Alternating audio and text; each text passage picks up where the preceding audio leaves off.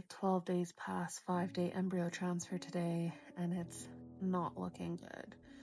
Just the tests are fading, and like I'm not like a self-soother. I'm like a rip the band-aid off quickly and let's like be realistic about this. But I just feel like there's no way that this is gonna turn around and the HCG is gonna start to rise again. Like, it must have been the trigger, or it was a chemical.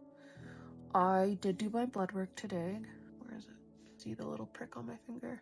But I didn't.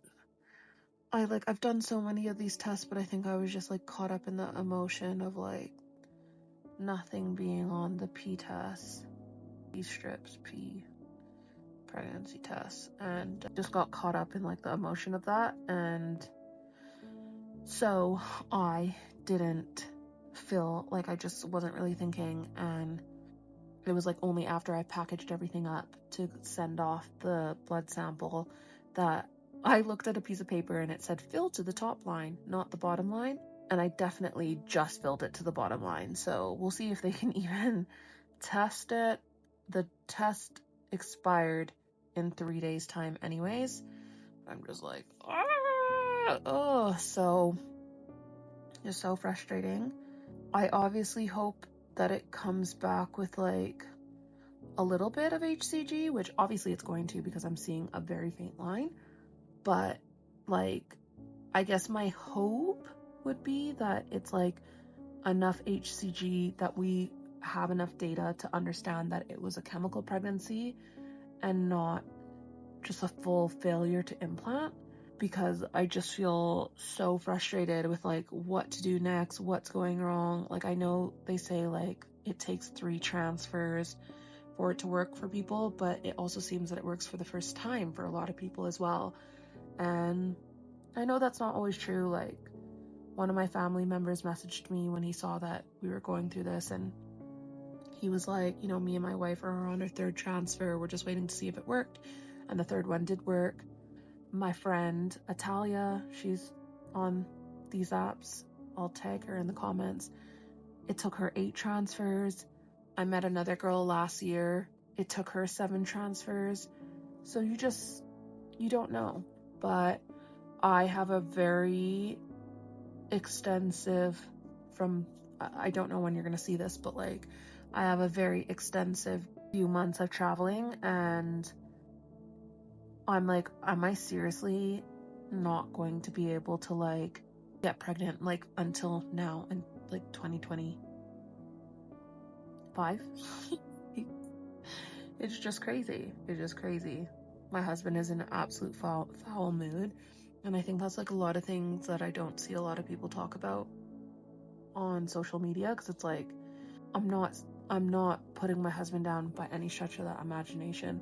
We just process things very, very differently, like, and we look at the world very, very differently. Like, I look at, as long as I can see other people in our circumstance or somewhat similar, that if they can keep on going and they can get their positive, or there are some people in even worse like circumstances than what we're in, then I know if we continue, it will work out for us. Whereas he's like more like, no, if it's not working, like, let's be done with it.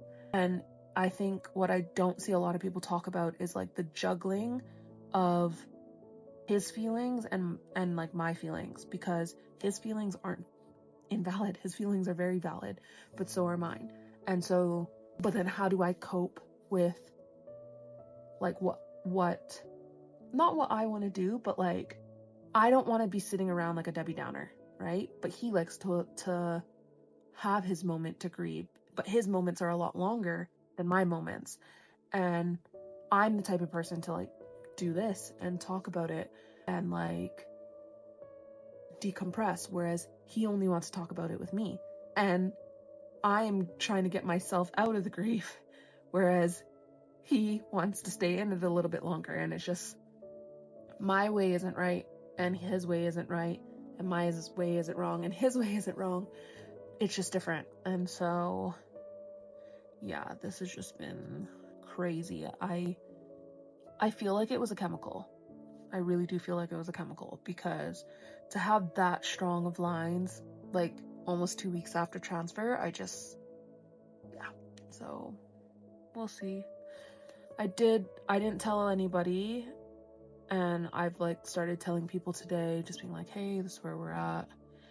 And like, because there's like the faintest of faint lines, like some people are like, just continue to hold out hope. And I think my thing is that like, if it's like this slow rising of HCG, like it's most likely gonna miscarry anyways, and why continue to take meds to prolong a situation that's not gonna end well anyways? But we'll see.